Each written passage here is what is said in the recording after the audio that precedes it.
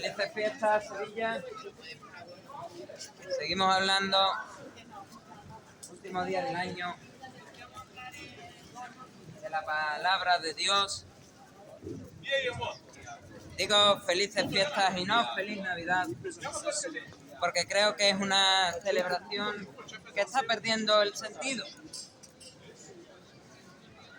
Hablábamos hace, creo que eran 11 días o una cosa así, en este mismo lugar, de cómo había una distinción para saber si un mensaje era verdadero por las profecías que soltaban los que hablaban en nombre de Dios y decían soltar profecías de parte de Dios.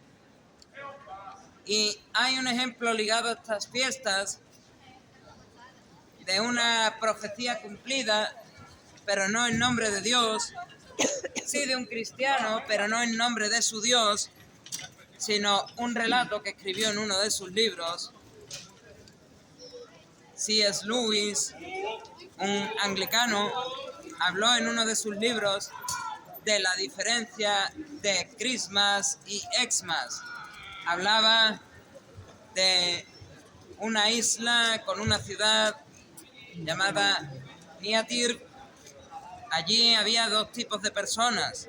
Unas personas que celebraban un festival llamado Xmas y iban de tienda en tienda comprando los regalos de Navidad, los alimentos para las cenas del 24 y la del 31, la del 25 y la del 1, y se iban preparando para todo lo que venía, para el intercambio de regalos, para el ceno con la familia, aunque no me caiga bien, se iban preparando para ese bien queda de estas fiestas que han perdido su significado. Y cuando llegaba la mañana del 25, después de toda esa fiebre de Xmas, como decía Luis, quedaban exhaustos, rendidos en la cama sin posibilidad de levantarse. Y a día de hoy estas fiestas son un poco eso, unas fiestas del bien queda, una fiebre de Xmas continua. Así es. Es unas fiestas como dice el título de una canción, fiestas de la vanidad. Vanidad de vanidades, dijo el predicador, todo es vanidad. Estas son palabras de Salomón. Y es que el que pierde el foco de lo que celebran, el que pierde el foco del significado de estar celebrando Navidades, de estar celebrando el día 6, los Reyes Magos, está viviendo una vida de vanidades, una vida de orgullo, una vida de ego, una vida del bien queda. Voy a quedar con mis amigos en el tardeo del 24 y el tardeo del 31, aunque me haya peleado con mi amigo, por quedar bien. Voy a quedar con mi tío, aunque hace siglos que no lo veo, por quedar bien. Voy a quedar con mis padres, con los que me he peleado, con mi hermano, con el que me he peleado, quedar bien. Es una fiesta a la vanidad. Como decía esta canción, vamos de un lado a otro, comprando regalos, preparando las cenas, y hay un lugar para el protagonista. ¿Queda un lugar en estas fiestas para el protagonista? Supuestamente Sevilla, desde el día 8 de diciembre hasta el 6 de enero, tiene casi un mes larguito donde debería celebrar al protagonista. El 8, Sevilla recuerda cómo la mamá de este personaje histórico nació sin pecado. El 24 al 25 celebran como este personaje histórico, Jesucristo, Dios se hizo carne. Y el 6 se celebra como unos magos de Oriente vinieron a ese lugar en Belén donde comen los animales y le trajeron regalos. Espero que ese sea el significado de lo que estamos celebrando y que no sea que un viejo panzón vestido de rojo con adornos blancos va a regalarle regalitos a los niños dando vueltas en su trineo por todas las partes de la tierra de noche, en la noche del 24 al 25. No espero que estemos cantando canciones simplemente porque es la época de cantar un cierto tipo de música, un cierto tipo de canciones. No espero que estemos comprando un montón de regalos y celebrando un montón de cenas simplemente porque es la época del año. Espero que tengamos unas felices fiestas con propósito. Y hoy, prácticamente en todos los lugares del mundo, se celebra que el año se acaba. Un año se está acabando y otro está empezando. Y como hemos dicho ya, llevamos diciendo casi una semana, ¿qué estamos celebrando con este fin de año? ¿Estamos celebrando el cambio de año o estamos celebrando que el tiempo pasa? Si celebras el paso de años, del 25 al 26, del 26 al 27, del 27 al 28, del 28 al 29, del 29 al 30, y así estás perdiendo un poco el foco. ¿Cuántos empezaron el año haciéndose propósitos? ¿Cuántos los han cumplido? ¿Cuántos terminarán el año recordando los propósitos que tuvieron a principio de año y pensarán, vaya desastre de año, no he cumplido nada de lo que me propuse? ¿Y cuántos empezarán mañana a tener unos nuevos propósitos o incluso los mismos del año pasado y a decir, bueno, este año es la mía, este año la voy a cumplir? Dije que voy a ir al gimnasio todos los días, pues este es el año de ir al gimnasio todos los días. Dije que este es el año de volver a Dios y este es el año. Y nos haremos propósitos seguramente mañana. Y esta noche, cuando estemos comiendo las 12 uvas y hayamos terminado, seguramente felicitaremos a las personas con esta sencilla felicitación. ¡Feliz Año Nuevo! Pero déjame decirte algo. Si no te estás dando cuenta, por si no lo sabías, el tiempo va pasando y va pasando y va pasando, y que un año pase sin ninguna esperanza es algo triste, porque significa que estás cada vez más cerca y más cerca y más cerca y más cerca de visitar una morgue en un coche con los cristales tintados, meterte en una caja de pino o en una urnita hecho polvitos y que a lo mejor no haya nadie para celebrar tu partida. De hecho, cuando se celebran los funerales suele ser una celebración triste. Pues con esta sociedad entiendo que sea triste. Porque si ya pierde el sentido celebrar Navidad, pierde el sentido de quién es el protagonista, si ya pierde el sentido celebrar el paso del tiempo, como simplemente a un año más para el bolsillo. Si ya pierde el sentido celebrar ciertas fiestas y celebraciones y su sentido original, ¿qué nos queda? cuando tienes que celebrar la partida de un ser querido. Simplemente llorar porque se fue.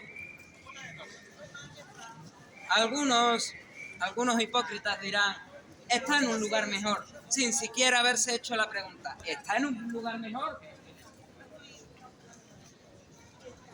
Y es que es una pregunta pertinente. Si hay una pregunta que creo que todo el mundo se debería de hacer cada día, y concretamente en este día 31, es: si no llego a levantarme mañana, ¿estaré en un lugar mejor? Si no llego a levantarme mañana, ¿dónde pasaré mi eternidad? Es una pregunta muy pertinente. Y hemos leído antes estas palabras del rey Salomón: vanidad de vanidades, todo es vanidad, dijo el predicador. Son unas palabras muy tristes y muy actuales. Vivimos en un mundo donde nada importa, todo vale. Y detrás del todo vale hay vanidad, vanidad, vanidad y más vanidad. Y Salomón lo sabía. Había pedido sabiduría. Para empezar su reinado había pedido sabiduría. Tuvo una vida relativamente larga, próspera. Cometió sus errores, como todo el mundo. Y errores muy gordos, como todo el mundo. Y llegó al final de sus días y por lo menos se paró a reflexionar. ¿Qué he estado haciendo con mi vida? ¿Cuál es el sentido de mi vida? Y escribió un libro reflexionando sobre ello, diciendo: todo lo que he hecho no me ha servido para nada, todo lo que se hace debajo del sol no sirve para nada, hay tiempo para todo y sin embargo nada de lo que hago sirve, y si se quedase así sería un libro triste, nefasto, peor que ir a un funeral tras otro. Pero él terminó describiendo cuál es el sentido de la vida. El fin de todo el discurso oído es este: teme a Dios y guarda sus mandamientos, porque esto es el todo del hombre, porque Dios traerá toda obra a juicio. Todo lo que Salomón hizo, todo lo que hago yo, todo lo que hace ella y todo lo que hace toda la gente que pisa esta tierra, Dios traerá toda obra a juicio, juntamente con toda cosa encubierta, sea buena o sea mala. Dios traerá a juicio si temimos a Dios, si guardamos sus mandamientos. Y si no lo hicimos, entonces deberíamos preguntarnos: ¿y si no despierto mañana? ¿Dónde pasaré mi eternidad? ¿Y si no llego al próximo minuto? ¿Dónde pasaré mi eternidad? ¿Y si no llego a la próxima hora? ¿Dónde pasaré mi eternidad? Así es. Mi deseo para este año, aparte de que lo sepas, no es feliz año nuevo. Te deseo un feliz nacer de nuevo. Amén. Feliz nacer de nuevo. Ese es mi deseo para toda persona el día de hoy. Feliz nacer de nuevo. Que no tengas que levantarte mañana y pensar dónde paso mi eternidad, sino que lo sepas. Cuestión que solo se puede entender con la palabra de Dios delante, la cual es un verdadero espejo. Y lo que muestra el espejo no es precisamente bonito. Me miro y muestra a un hombre que era mentiroso, muestra a un blasfemo, muestra a un incrédulo, muestra a un idólatra, muestra a un ladrón, muestra a un asesino. Fíjate que no he estado nunca en una cárcel, y cuando me miro en el espejo de la palabra de Dios, en el espejo de la ley de Dios,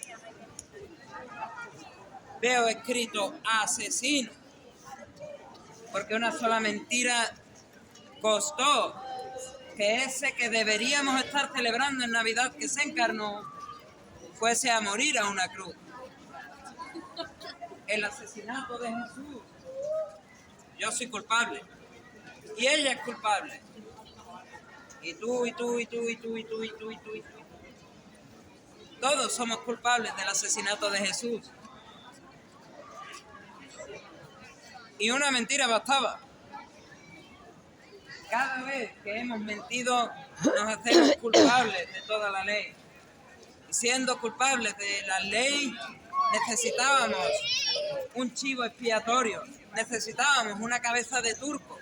Y esa cabeza de turco que deberíamos de celebrar en Navidad, que vino a esta tierra de la manera más humilde, todavía más humillantemente, murió en nuestro lugar. Pero no murió en vano. Murió para librarnos de la condenación que viene de mirarnos en el espejo de la ley y encontrarnos culpables a la ley. Esa condenación es el infierno. Pues mi deseo es feliz nacer de nuevo. Mi deseo para ti es feliz nacer de nuevo. ¿Cómo uno nace de nuevo? Tiene que entender algunas cosas, y hay dos cosas que Dios le pide al hombre para nacer de nuevo. La primera es arrepentirse. Para arrepentirse, lo primero que uno debe de hacer es mirarse en la ley de Dios y encontrarse culpable. Así es. Culpable de haber fallado a los mandamientos de Dios. El segundo paso para arrepentirte, una vez te has visto culpable, es pedirle perdón a Dios. Una de las cosas más difíciles, pero pedirle perdón directamente a Dios por tu pecado. Nos miramos en la ley y nos encontramos culpables, le pedimos perdón directamente a Dios. Y la tercera, que él mismo dijo a la que habían pillado en adulterio: vete y no peques más. En palabras de Pablo, el que robaba no robe más. Hay que intentar dejar esta vida de pecado que todos tenemos. Y la palabra de Dios dice: mentiroso aquel que me levante la mano y me diga, yo no. Mentiroso aquel que diga, yo no vivo en pecado. A no ser que haya nacido de nuevo, en cuyo caso ya no puedes vivir en pecado. Pero si no has nacido de nuevo, estás viviendo en pecado y necesitas arrepentirte. Primera cosa que demanda Dios. Segunda cosa que demanda Dios: fe. Fe puesta en la persona adecuada. Fe puesta en el sacrificio adecuado. Fe puesta en esa cabeza de turco que era Jesús. En ese chivo expiatorio que era Jesús. En ese Cordero de Dios que quita el pecado del mundo que era Jesús. Y sobre todo fe en lo que hizo. Estamos en Navidad, celebramos que Dios se encarnó, y para ser ese Cordero de Dios, ese chivo expiatorio, esa cabeza de turco, Dios le demandaba a su propio Hijo unigénito Jesucristo la perfección absoluta que ninguno podemos llegar a tener delante de la ley de Dios. Él nació sin pecado, vivió sin pecado, resistió las tentaciones del diablo, y cuando se cumplió el tiempo, cuando llegó su hora, le hicieron cargar una pesada cruz fuera de las murallas de Jerusalén, pasó la puerta, fue al Gólgota y allí murió. Es ese Vía Crucis, no por nada, ese Vía Crucis al final es un poco una muestra, un botón de muestra de lo que van a pasar los que viven en sus delitos y pecados si no se arrepienten cuando mueran, antes de que mueran. porque como Jesús serán juzgados en la santa ciudad, no en la Jerusalén terrestre, sino en la Jerusalén celestial. Como Jesús tendrán que salir, ser expulsados de esa ciudad, de la presencia de Dios, e irán a parar a un lugar afuera a sufrir la ira de Dios, igual que Jesús, pero con algunas diferencias. El pecador no arrepentido no estará 6 horas colgado en una cruz, estará una eternidad en el infierno. Así es. Es la diferencia con Jesús. Mi deseo para ti es que nazcas de nuevo. Y para nacer de nuevo tienes que hacer esta decisión. ¿Dónde quieres pasar tu eternidad? ¿Quién quieres que cargue con la ira por tu pecado? ¿Quién quieres que te represente en el juicio? Y entre otras cosas, ¿cómo quieres seguir viviendo tu vida? ¿Dónde quieres pasar la eternidad? ¿Quieres ir al cielo? ¿Quieres ir al infierno? Porque ahora que estás vivo, hay oportunidad. ¿Quién quieres que cargue la ira de Dios por tu pecado? ¿Jesús? ¿Jesucristo? ¿El Hijo de Dios? ¿El Dios encarnado? 6 horas allí en el Gólgota. ¿O tú por toda la eternidad? ¿Quién quieres que te represente en el juicio con Dios? ¿Jesucristo? ¿El abogado que nunca ha perdido un caso? ¿O te quieres representar tú mismo? Mucha suerte si te representas tú mismo, por cierto. ¿Y cómo quieres vivir tu vida a partir de este momento? ¿Quieres seguir viviendo en tus delitos y pecados, muerto? ¿O quieres estar vivo, nacer de nuevo? Y no estar en pecado, sino ser justo, recto, santo, perfecto delante de Dios. Porque lo que hizo Jesús en esa cruz, derramando su sangre, fue que todo aquel que cree en el Hijo tenga no solo la vida eterna, no solo un abogado que ganará el juicio con Dios, ganará tu caso, sino que Dios ya no ve al mentiroso, blasfemo, incrédulo, idólatra, ladrón y asesino de Pablo, sino que ve al santo, perfecto, justo y recto Jesucristo. No me ve a mí, ve a Cristo. No descarga su ira sobre mí, la descarga sobre Cristo. ¿Qué quieres que haga Dios contigo? ¿Dónde quieres pasar tu eternidad? ¿Quién quieres que te represente en el juicio? ¿Cómo quieres vivir a partir de ahora? ¿Qué sentido le vas a dar a tu vida? Si no es temiendo a Dios y guardando sus mandamientos.